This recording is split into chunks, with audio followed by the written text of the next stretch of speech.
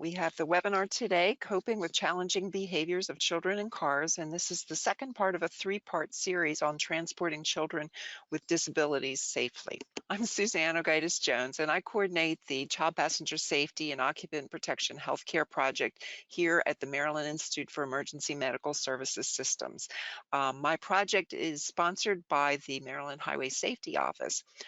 Also online today is Cindy Ray Johnson, who is our project director and the director for the EMS for Children program here at MIMS. But I do want to conduct a short little poll right now just to find out who you are. So Cindy, go ahead and initiate that poll. Neither of our presenters can actually see the screen that you all are seeing. So we have 87% are child passenger safety technicians, 20% are medical clinicians, 13% are caregivers of children with disability, 13% are other, and 7% are educators. If you're doing the arithmetic from third grade, yes, that is more than 100% because people could select more than one. I will now close the poll. Okay, I know you all wear many hats, and child passenger safety may be only one of them, because we are busy people, but we are dedicated, aren't we? So I'd like to introduce our speaker today. Eileen Gerling is an occupational therapist and the child passenger safety coordinator at Children's Hospital of the King's Daughters in Norfolk, Virginia. She's been there almost 26 years working with pediatric populations. And she's been a child passenger safety technician since 1999. So that would make her one of the first folks with the certification, and she was trained in the special needs curriculum shortly after. She is a CPS instructor and also an instructor for the Safe Travel for All Transporting Children with Special Healthcare Needs course. She regularly evaluates children for transportation needs and also works in her hospital's seating clinic, providing evaluations for other adaptive equipment than car seats, such as wheelchairs, strollers, and ADL devices. So we're very pleased to have Eileen speaking with us today, and we will switch over to her slides. Thank you everyone for being here. This is a topic that's been very current for me. I'm seeing a lot of this in a given week. In our clinic, of course, we do other equipment. I have a day dedicated to car seats, but also they are sprinkled in because many of the same kids that are coming in for other adaptive equipment also need car seats. So they're sprinkled throughout my week, and the amount of children that have been referred from the behavioral specialists, pediatricians, and has grown exponentially regarding issues with them getting out of their car seats and that type of thing. So we've seen a lot more of that in the last couple of years. So I put this presentation together last year for the Kids in Motion conference, which I highly recommend that if people can attend. So I'm gonna go through this again. I made a few little updates to it, but we're gonna talk about common diagnoses that we see, but mainly not so much the diagnosis space, but what situations are coming up, whether or not they're diagnosed with autism or something else, but what the kids are doing in the car and how we can assist.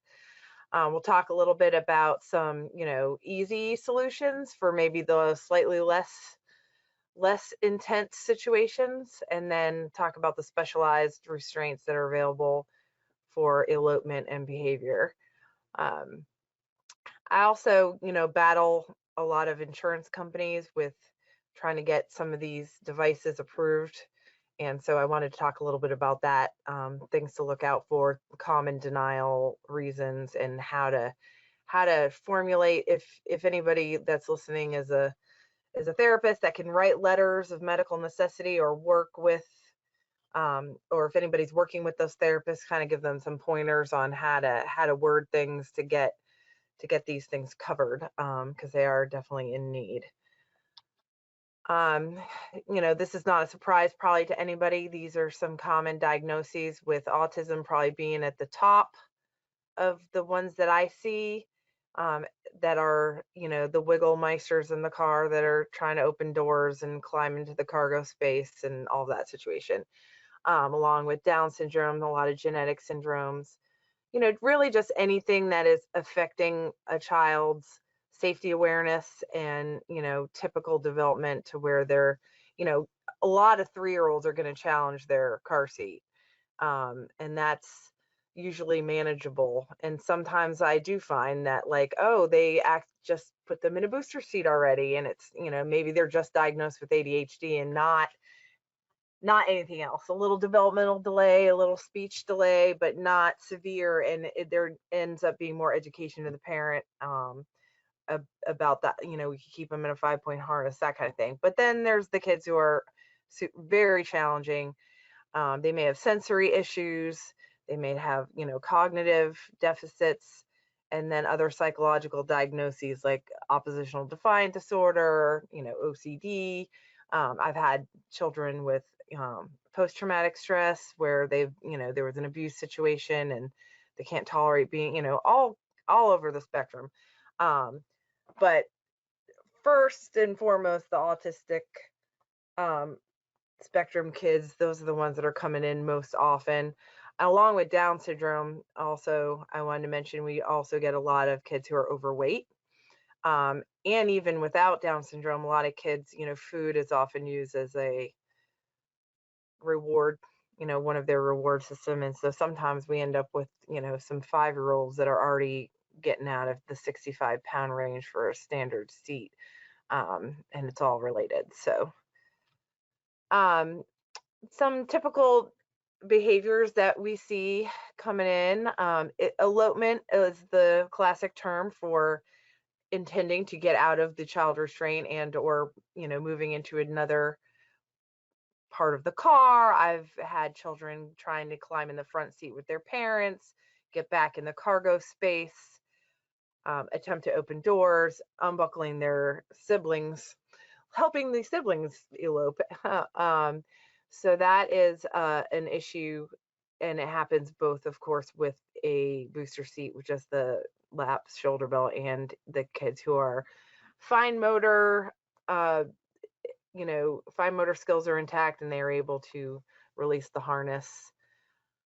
We have kids who will just, move the chest clip, and some that fully get out of the entire seat. So the gamut of that. Some children will want to remove their seatbelt or harness because of sensitivity related to, sensory processing disorders and, tactile sensitivity. They don't like the feel of the seatbelt. Other kids, actually, you put them back in a 5-point harness and they feel safe and secure and they like the hug. So it is, it's just very specific to that child. The third bullet here, destructive or sensory seeking behavior. So the kids who will want to chew on the harness, rip off the upholstery. This last thing, breaking EPS foam. So I've had the kids in a standard car seat that will pull the headrest down towards them and they break that bike helmet foam that's in the top, the white foam that's in there, and destroy that, eat it, those kinds of things. Aggressive behavior towards other occupants in the vehicle, pulling the driver's hair, kicking the seat, which, we've all experienced that, but to an extreme situation, and the parents have tried to give them objects to distract them, like a tablet or a book or something like that, and that may have like a 5-minute length of effectiveness, and then it becomes a projectile, and so that is an issue.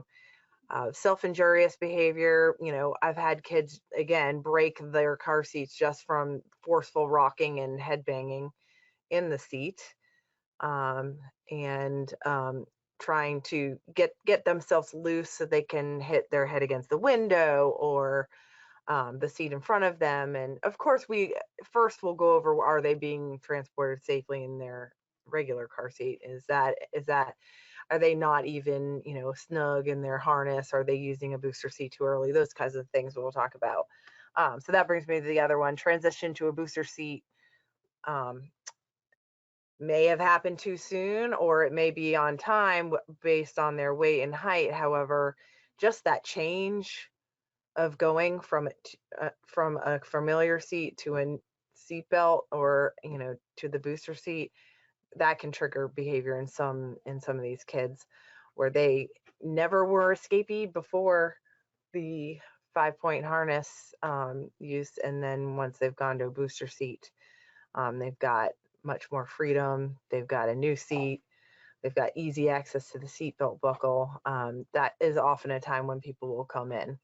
And so we talk about that because there are options for, keeping them in a 5-point harness longer. During our evaluations, we talk about all of these things. So of course, we're going to find out what their vehicle, what vehicle or vehicles they're riding in, and that could be, parents could have multiple cars. What is their primary car? Where are they sitting in the car? Of course, their age, weight, height. If they're siblings, because if they are trying to fit 3 car seats across the back of a third row, that's going to limit some of our choices. Whether they had a recent change in their restraint, how they're fitting in their current seat. Is it just as simple as they've gotten upset because they can't verbalize that they're uncomfortable? Are they too tall and they have reached the max height and the seatbelt, the harness straps are coming way behind their shoulder? Those kinds of things. Basically, what's going on in the car? What are you using now and what's happening? What behaviors are occurring? And I'll try to cue them, like, are you having aggressive behaviors? Are you having just the elopement? Is something triggering their behavior? Is this happening on every trip? Is this only happening on the highway? Is this only happening when you stop at a stoplight? Is it only happening when the video that they're watching ends? Is there some of that? And a lot of times with the more severe autistic population, there's not always a trigger. Like they just get upset, and that's when it happens. They're just not happy with what's happening that day. There could be a change in routine, and that could be just enough to set them off. If a lot of times I just hear, well, if he doesn't get what he wants out of the car, he wants such a certain toy, he wants to watch SpongeBob and the video stopped and now mom's driving and she can't restart it and they're not able to do that themselves, these kinds of things. And then have the parents tried any behavioral techniques. So if that child is verbal and can follow instructions, is that something that they're able to do? A reward chart, like, those kinds of things. Now, not all the children are able to benefit from that type, but if they seem like they would be, I always ask these questions because it's just like with any other desired behavior. If the child is able to respond to those type of behavioral techniques, we want to try that. If they're nonverbal, do they use a communication device? Is there a way for that to be helpful in being able to prep the kiddo for when they're going to be in the car and all of that kinds of things? Does the child have behavioral issues in other settings? So often we see the children who elope, they also elope from their adaptive stroller. They run away from their parents. They don't come when they're called, or they do briefly, or it's not consistent. These are the kids who are running into the street, getting out of their room at night, and that type of thing with the impulsivity issues. If they are using a mobility device like an adaptive stroller, like a larger stroller, because of elopement, I always include that in my documentation, just to beef up the fact that this is indeed a global problem and not just in the car. So I like to include that. And sometimes we end up being able to refer parents to get an adaptive stroller who are pulling their hair out because the kiddo's too big to carry. And now they're running off and they're, almost the same size as the parent and they can't handle it anymore. So if they don't have an adaptive stroller, we can steer them towards that evaluation also. And also I like to ask how the child rides to school. And it's all over the place as far as if the child's having issues in the family vehicle. Sometimes they're fine on the bus. I don't know if that's because they're so distracted, they have their peers with them. And other times they are using an adaptive restraint, such as a vest, an easy-on vest, or something like that on the bus, some type of car seat or harness on the bus, because they also are not able to sit well in whatever on a regular bus seat. And sometimes they just sit with an aid, and that's enough. So that I like to also include that, because if the child is using a vest harness on the school bus, maybe that's an option for the car, because that's something they may already be used to. All right, so during the evaluations, I mean, they can be definitely high on the on energy, and trying to contain them in our little clinic area can be interesting. So I will try to bring out, some restraints so that they can actually try them, but that doesn't always work. I try to involve the parents. If they're, we have ABA therapy here, applied behavioral. So if their therapist is with them and they're able to assist, using toys and stuff like that. But we try to have them trial it in the clinic setting to see, and even let them sit in it for a little bit to see if they're going to try to, get out of something, if we've decided that we're going with an alternative restraint. Every now and then I've had to send someone home, of course, after showing them how to use it, with a harness or vest restraint, to start to introduce the child to it slowly, because we think it's going to work, but we literally can't get them in it that day. So if you have the ability to loan something to the family, that might be something to try, and then have them get back to you and say, well, they climbed in it today in the living room, so we're getting there. I will usually document, if say I'm putting them in a specific restraint that I'm then going to order for them. I try to put all their measurements, what slot I put them in, how I set it up, so that when it comes in, I don't have to redo all of that. I mean, there's probably going to be some adjustments that have to be made, just to limit the stress of the appointment and not having to go through and having to do all that stuff again. And then, of course, we go down to the vehicle to show the parents how to install it, and we can complete the adjustments there if needed, if up in the clinic is not working out well. So adaptive restraints, I keep referring to them, but they may not be the initial choice, especially if you've got a small kiddo who is still able to use a standard, like by weight and height, a standard car seat. So we'll talk a little bit about some of the easy solutions that we can tell parents that might be enough to get them past that phase, if it is a phase, for the less severe behavioral issues. So call these the Gumby, the wigglers. These are the kids who will shrug and wiggle and slide out of the upper portion of their harness. May not be unbuckling the harness retainer clip, but pushing it down, and just getting their upper body out, and so the clip ends up down by their belly, and now they've got free arms, so they're out of the shoulder straps. So I always check, of course, that the parents have the slot in the correct height, that the harness that they're actually tightening it to the appropriate snugness.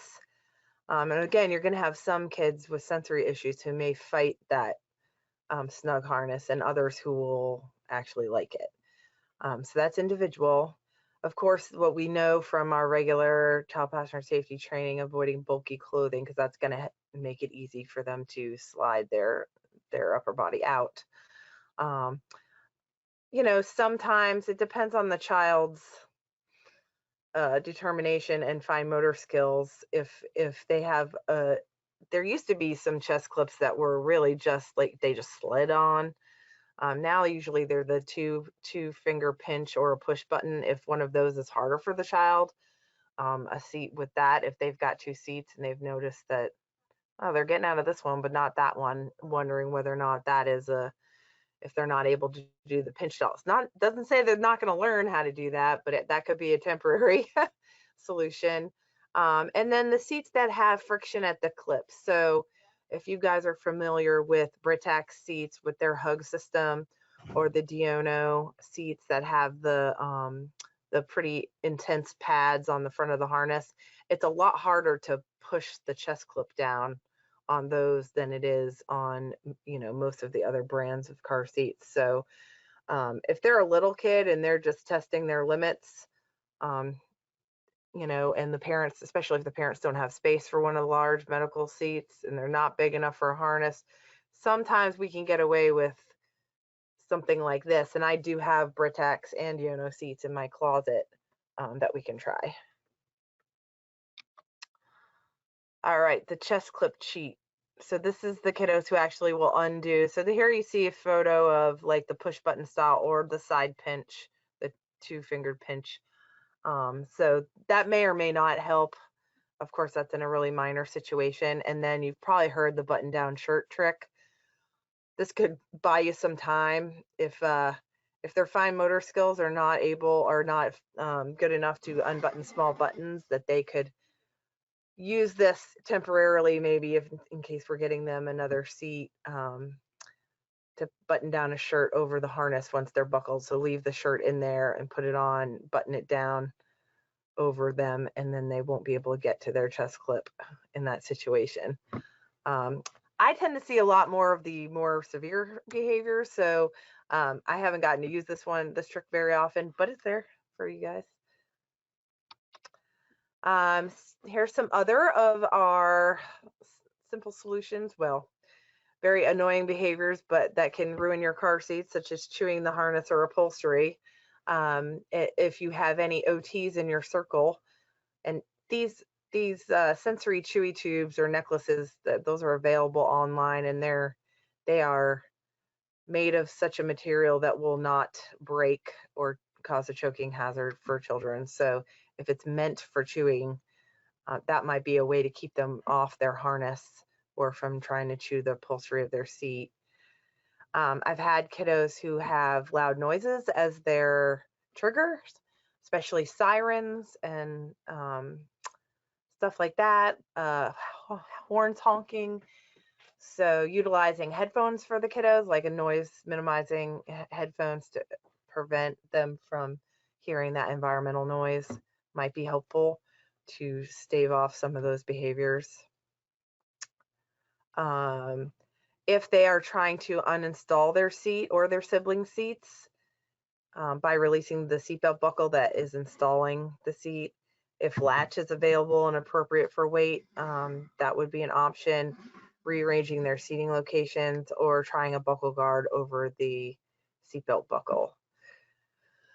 For kiddos who are extremely active and resist sitting still for even short trips, you know, this is not true life all the time. If that the parent's going to have time to play tag, you know, for 10 minutes before they go somewhere. But if they're on a longer trip and that tends to exacerbate the behavior, probably going to need to take some breaks and allow the child to burn off some of that energy before or during their car rides.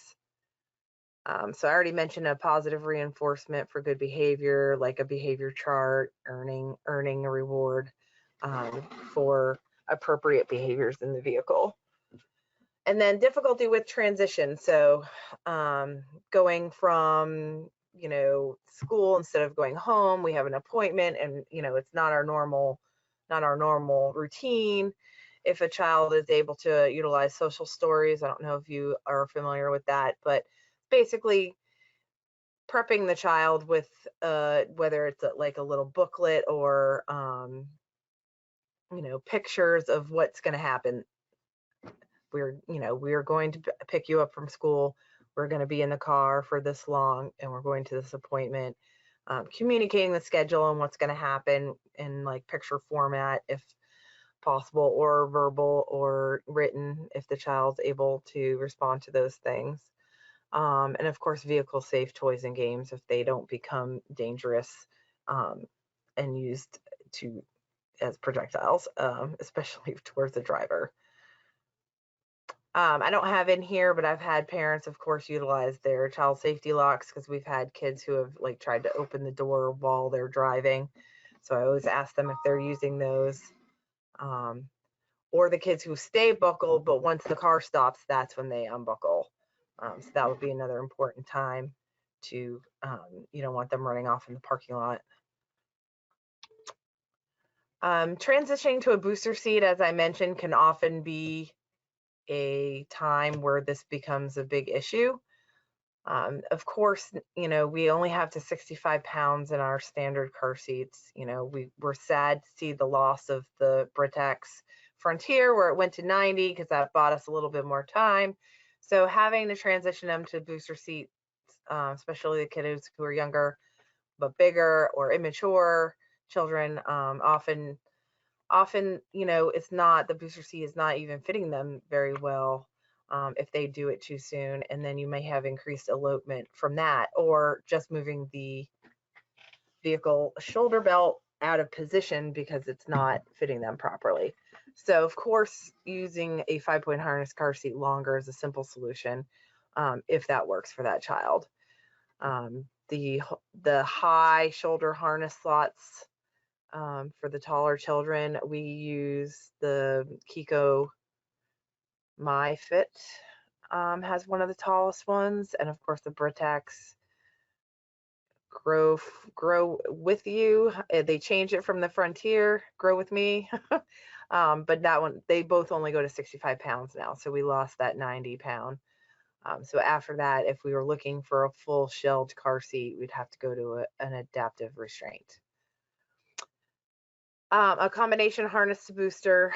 So if you've got a seat that they're tolerating the 5-point harness, but they have outgrown the limit of 65 pounds or the height, if they're able to just keep using the same seat and keep that one as a booster, you're minimizing their change and their routine, so that might go over better. Keeping them in the same seat and then switching it to booster mode might result in less problem behavior, if it's a child that has problems with those type of transitions. And then we have some vest products like the Ride Safer vest, which is not considered a actual special needs product, but it's a nifty device if anyone has used it before, the Ride Safer vest, and they also have a booster that goes with it. It's compact for travel and rideshare vehicles. Good as a booster alternative for travel, but also it's got a nice padded vest style. So some of these kids might really like that. And I've had some kids just use this with the booster and that kind of solved the problem. Not a lot, but it's an option. All right. So when simple doesn't work, so we move into the restraints that are manufactured specifically for children with special needs. And there's some out there that have some good options for kids who elope from their car seats.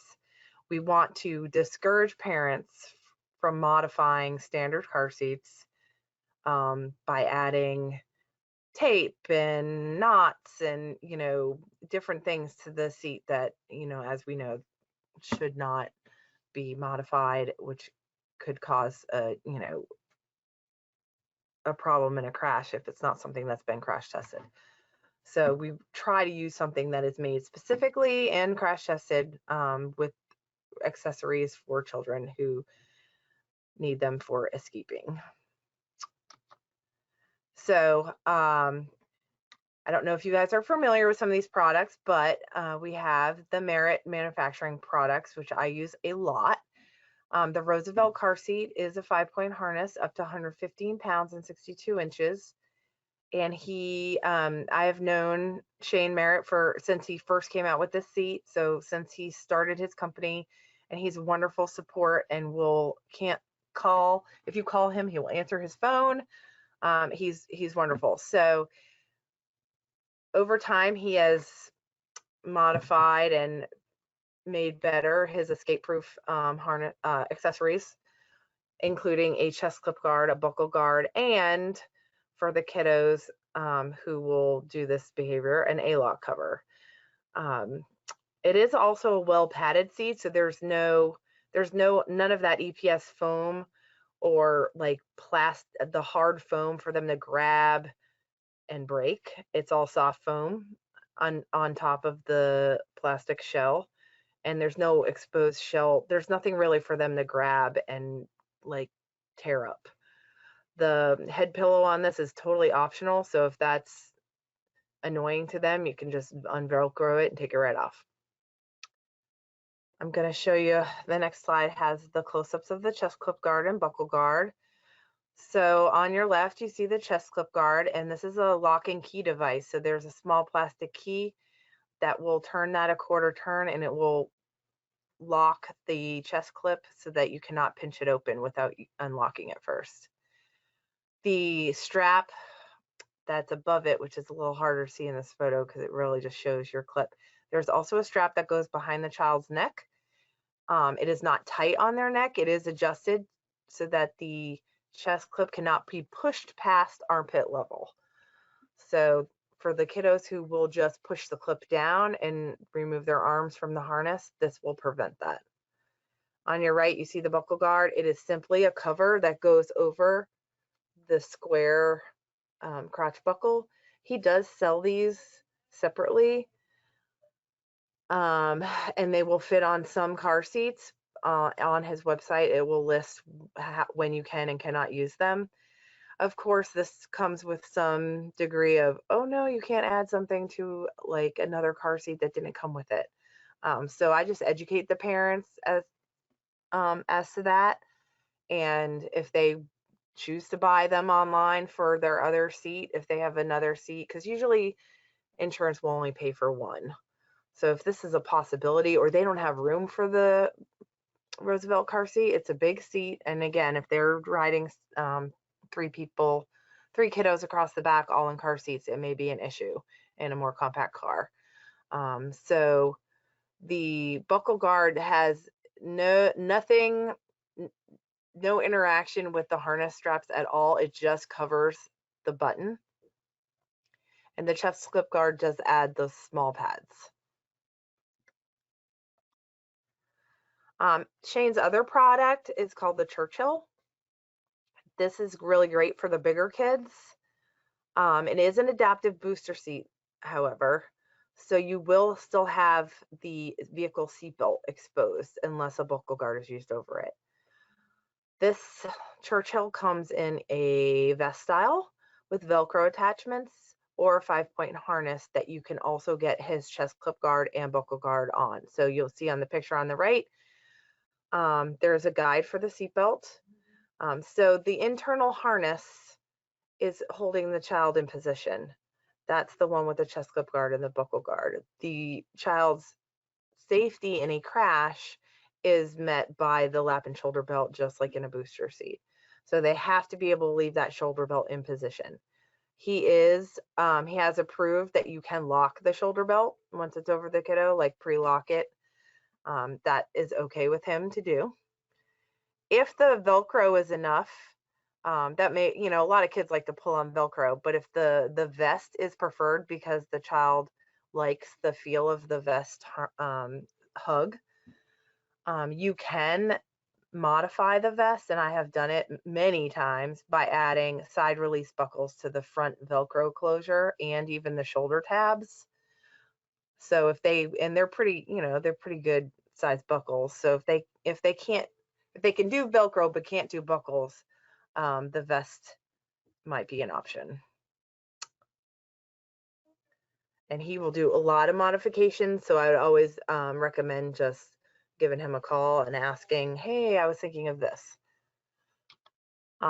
Inspire by Drive does carry the Spirit and the IPS seat, and you can use a medicine cap style buckle guard over the chest clip and the crotch buckle if you would like on either of these seats, and you can buy it through them.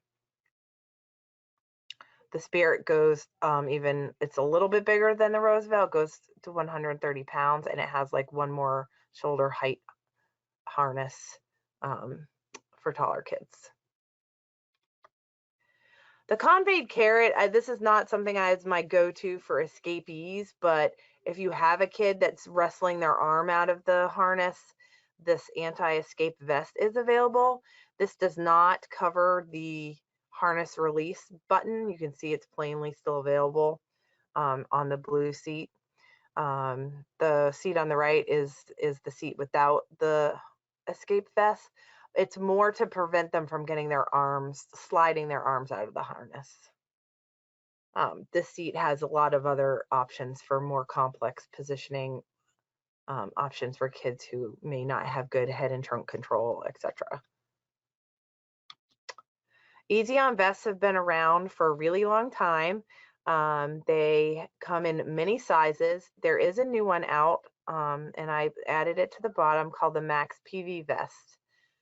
The limitation of this is that you cannot use it in sedans and pickups. You can use it in minivans and SUVs where you can access the floor behind the seat.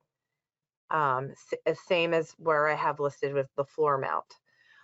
The benefit of it is that the seat belt, both to the floor mount and this Max PV vest, is that the floor mount comes through in the crack of the seat or the seat bite and clips the user's hips, and then the upper portion of the mount comes over the back of the seat and clips to their shoulders in both these scenarios. So there's no seat belt for them to mess with.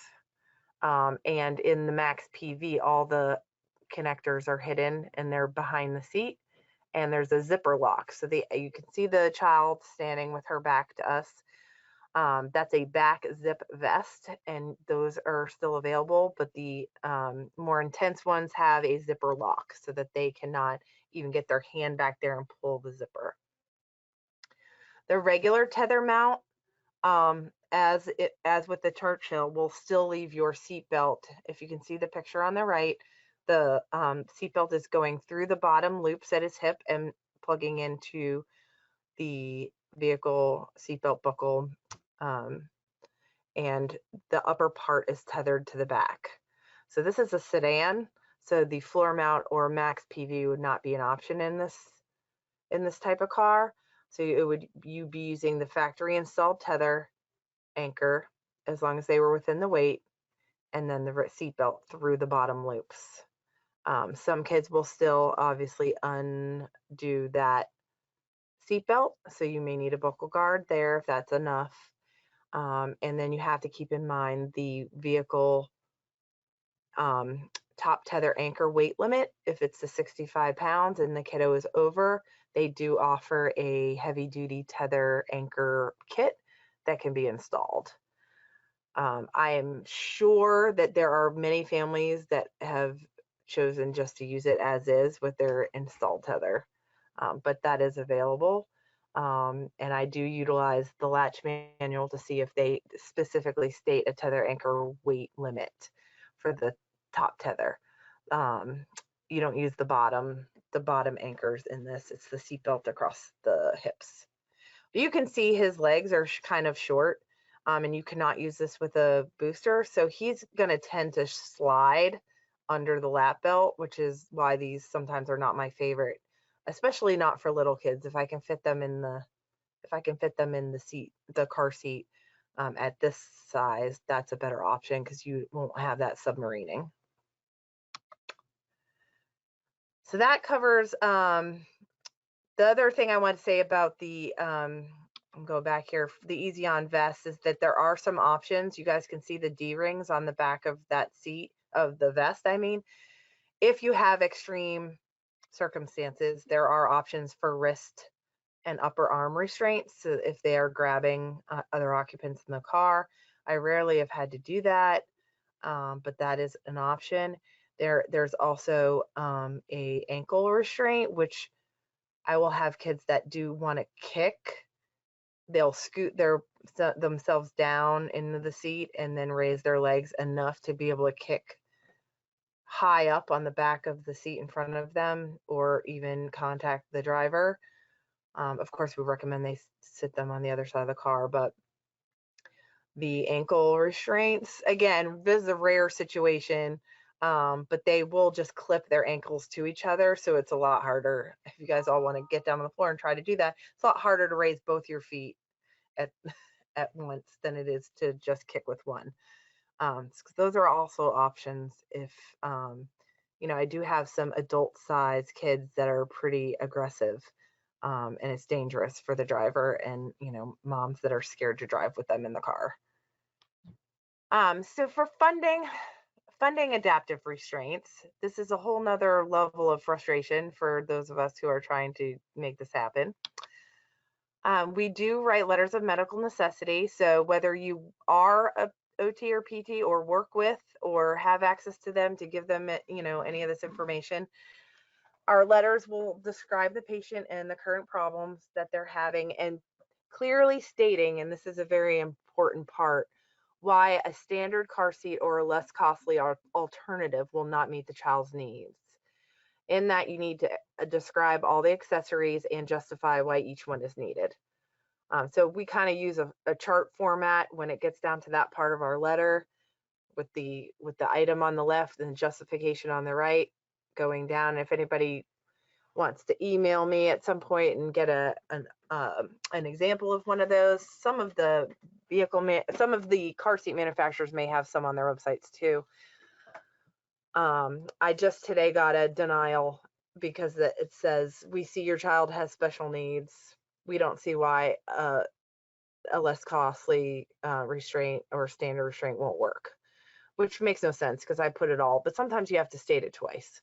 So I put in there, they are not able to use a standard car seat because this is what happens. And I include everything, including weight, and the elopement behaviors, the aggressive behaviors, etc. The letter of medical necessity is signed by the therapist and the medical provider, probably whoever ordered the car seat evaluation, and it becomes also the prescription and is submitted to the durable medical equipment provider, which we have 3 that we use here as CHKD. So if, you know, we try to keep them with the same vendor if that's who they've been working for. And then they are the ones who will process this through their insurance. Our Medicaid program in Virginia has been paying for, we've had bumps along the way. We've had times where they've been denied a lot. It's been a little bit better lately because they did change the coding. They didn't change the coding, but they allowed the miscellaneous code to be used for adaptive restraints. And it specifically states that in their Medicaid coding, you know, narrative that they put out. But an appeal may be needed, and I do a lot of those. I do them for other equipment too. So, in which, you know, I will restate a lot of things and then elaborate on others. So I'm just going to go over some of the common denials that I see, like, over and over again. So Hall of Fame of denials. Now we do also serve a lot of North Carolina, and North Carolina Medicaid, plain North Carolina Medicaid without any additional waiver funding will not cover car seats. And I've been fighting this for years. They don't want to consider it durable medical equipment. And so this is some of the definitions. I'm not going to read all these out to you. We can make this, some of this stuff available if somebody needs it, but the definition of durable medical equipment is out there for you, and these are some of the bullet points. That medical equipment should be able to withstand repeated use, which of course the car seats will. That they're primarily for a medical purpose. So this is sometimes where we get where they're going to say they're not going to pay for it because the child can sit independently. It's just a behavioral thing, but they're not maintaining their upright position in a car seat in order for their seatbelt to work, or their car seat harness to work. And so their needs are not being met by standard child equipment. And, you know, the car seats are by law required in vehicles for children of the age, depending on your state law. Not useful in the absence of injury or illness. Of course, this is kind of common sense that a medical car seat or specialized restraint would meet this. The primarily use in the home, this is my justification for this. School medical appointments or community access are parts of daily living for a child. They have to go to medical appointments. It's less expensive than medical transportation. So you can also add that. And the family vehicle should be considered an extension of the home in that scenario. Trying to move along here so we have time for questions. The adaptive restraint does not improve their health or activities of daily living. Activities of daily living is a long-term phrase used in, especially in occupational therapy, and all kinds of Medicaid and Medicare coding. So their basic life as far as eating, bathing, utilizing their work, their home environment to prepare meals, etc. So for kids, it's, we have to say that all these are parts of activities of daily living for a child, and transportation, again, is required. And then I go on to say, without this restraint, that the child will be at very high risk of injury or death even in a minor crash because they're not being restrained properly. Oops, sorry about that. Another common one is that equipment should be used to treat a condition, or it's not going to improve a medical condition. So this is my verbiage I use for that, that we're preventing injury, and that, again, a lot of this is repetitive, but this seems, the banging your head against the wall situation is what has to happen when you're fighting with insurance companies. And then again, we're stating that the use of a standard car seat is ruled out because of all the things that I've already said. This is just a picture of our team and our t-shirts popped in there from one of our car seat checkups. Adaptive restraints not medically necessary, and we've already talked about the DME. Providing a car seat which maintains an upright position for occupant protection is addressing a need that cannot be met with standard seats. The definition of children with special needs, I cover that. This is why we have manufacturers of special needs equipment. And we use a lot of this for our other equipment too. So again, the strollers for these kids are often denied because they're mobile, and they don't want to pay for something for a child who can walk. So they don't want to pay for something for a child who can sit in the car, and it's not a physical necessity. Ruling out lesser options, of course, you can rule out the standard seats, and then when it comes down to the specialized restraints, I have had them try to deny the Roosevelt, saying that I could use an easy-on vest instead, because they are much less expensive. And so we can talk about how they're not able to use a booster with that, how they're sliding underneath the lap belt, that that the vehicle cannot accommodate that without having a heavy-duty anchor put in, etc., and so on. I also compared it to a seat with plastic shell that a child can damage and chew. And however it makes it, based on that child's needs, what makes it different and why you pick that seat over something that might cost less. We covered this one. If you're going to have to do a little more work, if they actually can be accommodated in a conventional car seat by weight and height, and that's really not the issue. If they don't have any postural issues or physical disability, and if they do, definitely include that. I just mentioned the easy-on vest. Aftermarket products. Now we know we're not supposed to do that, so we can clearly state that that's not approved by any of the car seat manufacturers.